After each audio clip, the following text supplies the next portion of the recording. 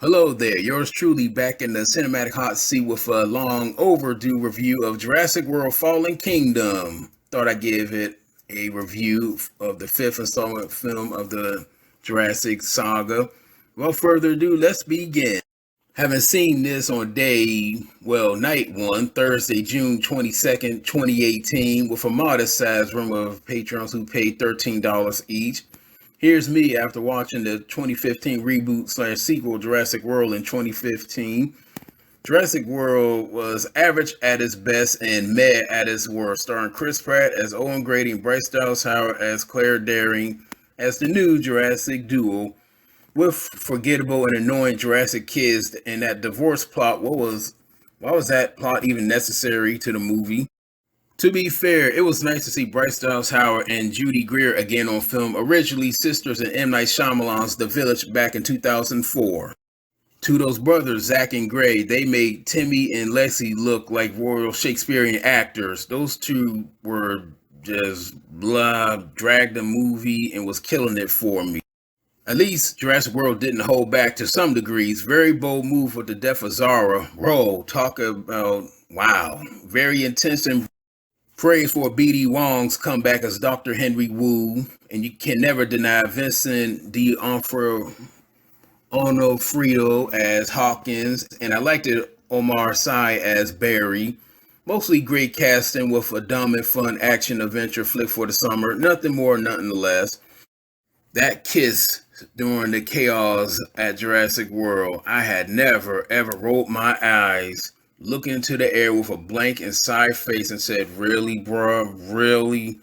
That one little itty bitty scene was over 9,000 and cringe and embarrassment. Directing Colin Trevorrow shouldn't have kept that surprise.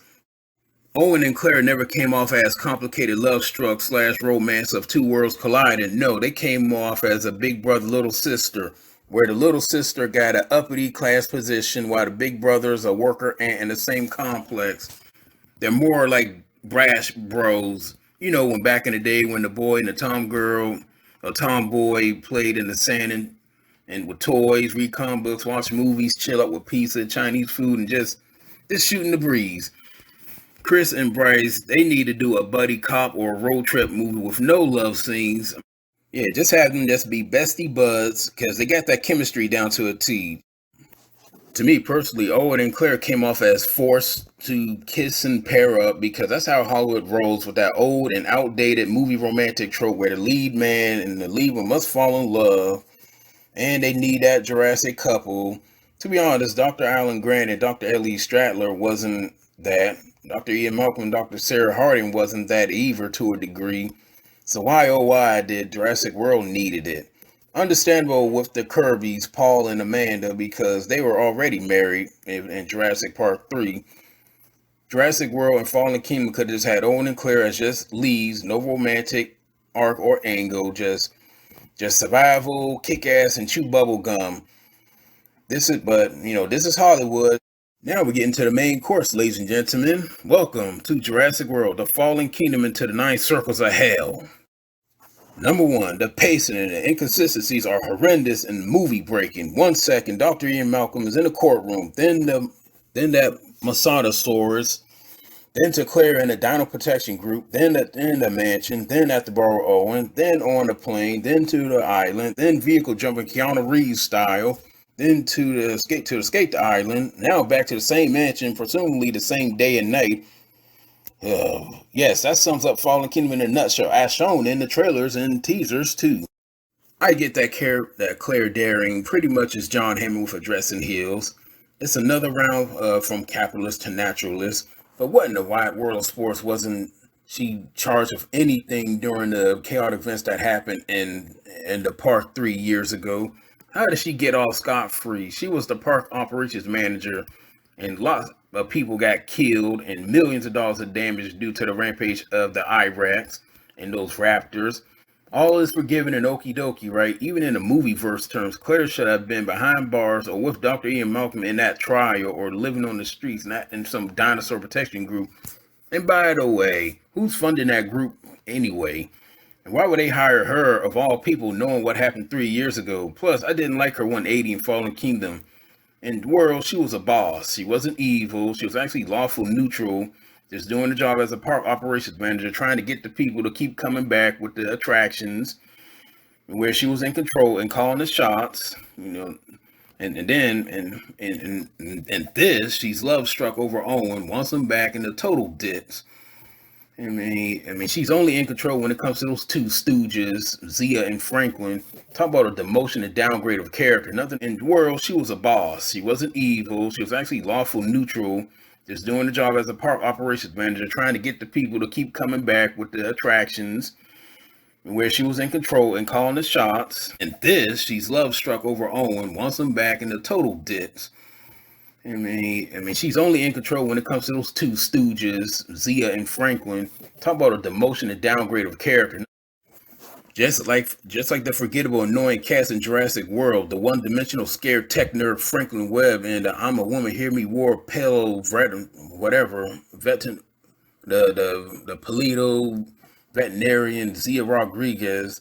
Okay, this how in the world after the events of World did Zia Rodriguez, end up working with Claire in the first place? And who studies to be a Polito veterinarian? Even in the world of genetic dinosaurs, what that title was never mentioned in previous Jurassic movies, did Claire didn't just make that up to give Zia Rodriguez because she was a regular veterinarian and thought, well, blood is blood, isn't it? What's the difference? I think Fallen Kingdom might have the worst supporting cast of the whole saga. I mean, the worst. Speaking of Isla Nublar, whatever happened to Isla Sonar? That volcano didn't blow up Isla Sonar as well, so why wasn't Isla Sonar mentioned? Claire Darren, of all people, should have known. Now, I've heard around the internet Claire's book, Claire's Evolution, or something like that, in the Jurassic World Evolution game, explaining why, but why didn't they mention any of it in the movie?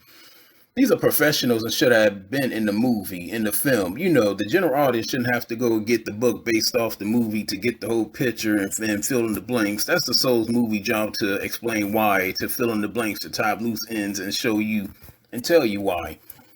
I'm not invested in oops, duh me.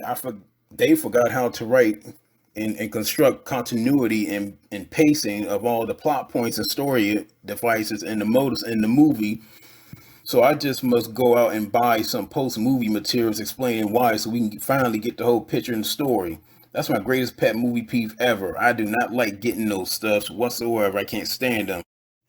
The villains and their motives in this are so dreadfully one-dimensional and asinine. I thought I was watching Scooby-Doo Mysteries cartoon and just taking out the mysteries, because Fallen Kingdom made it so predictable that a blind person saw right through them. Let's sell genetically recreated dinosaurs less than your locally owned McDonald's franchise. And let's give them lasers too, because that's what Dr. Evil wanted. This is a live-action cartoon. The Indoraptor became Bugs Bunny, Odin Grady became Superman, and Clara Dane became Heads Over Heels. The villains in this movie make Dr. Evil look like Walter White from Breaking Bad. Oh, and what was the point of that laser anyway? Owen Grady makes Charlotte look like a cream puff. I don't know who, what, when, how, and why Owen Grady can survive a tranquilizer that can take down a 100-foot dinosaur, cannot get burnt or skin melt off from a flowing lava, literally like a pillow next to him, can survive without instant death from a pyroclastic cloud, and can survive a free fall from a sheer cliff and shoot open a hamster ball, the gyrosphere, underwater, previously mentioned by Jimmy Fallon, that a 50 cal bullet couldn't even smear it, let alone break it. And on beating down several armed guards in a rapid paced beeline. Maybe the Guardians of the Galaxy and Avengers should have recruited Owen instead of Quill. Owen is freaking indestructible in this movie, even with his military training. Having finding out that Maisie's a clone, I sat right there and said, deuces for real. Fallen Kingdom became what Dr. Ian Malcolm said in Jurassic Park. That's a big pile of shit. Since when was InGen ever clone humans? Who, what, when, where, and how? Why clone humans for? Why? What is the point? I understand the point of cloning dinosaurs. Why are you cloning humans? When did this came in? This isn't the 6th day with Arnold Schwarzenegger, and that movie sucked too. Talk about jumping the shark. No, they cloned that shark and hit it in the head with a tack hammer many times over. They owe Fonzie an apology. You need to learn how to jump the shark.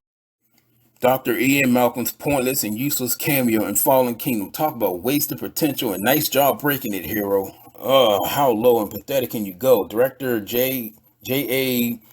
Benoa said, "Hope my clone beer." They went, "Look, it's your favorite, the favorite. It's your beloved favorite from the only great Jurassic movie, Jurassic Park. Come and watch Fallen Kingdom, where there's no such connections or continuity, where Claire or Owen would even know Dr. Ian Malcolm were hinted in World 2015. This is the most backhanded slap kick in the groin, chop in the neck to a Jurassic Park fan." So, Dr. Ian Malcolm gets summoned to some judiciary trial to defend the actions what raised hell in Jurassic World. Yet Claire Daring doesn't, and who was actually the park operation manager and gets away with it.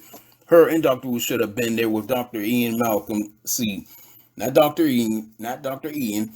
Last time I checked, Dr. Ian Malcolm was even there. I would have forgave Fallen Kingdom if Dr. Ian Malcolm was actually in the movie with Owen and Claire, and that's some nostalgia piece to lure the audience, hook, bait, and sucker. The trailers and teasers leading up to Fallen Kingdom were, and you know this is true if you saw it, 90% of the movie within each of the trailer and teaser pretty much spoiling everything and showing all the best action scenes, even showing the ending in one of them with movie plots. Mainly everything in that 2 hour and 9 minute movie and movies shown within the 2 minutes. Since then, 2018, I never watched trailers or teasers. No, I will go see no evil, hear no evil, say no evil. Maybe Universal Studios knew that Fallen Kingdom was going to suck and said, "F it, give it all." Maybe we'll get some people who will like it. Fortunately for them at Universal Studios, due to Chris Pratt's star power of MCU as Star-Lord, it did great numbers at the box office, so no harm, no foul, Universal. Now to my review score. Out of the 10 system, Jurassic World Fallen Kingdom gets a 1 out of 10. A 1 because you can't deny the Bash Bros dynamic between Chris Pratt and Bryce Dallas Howard. They genuinely look fun to hang out with, chill out, and shoot the breeze with.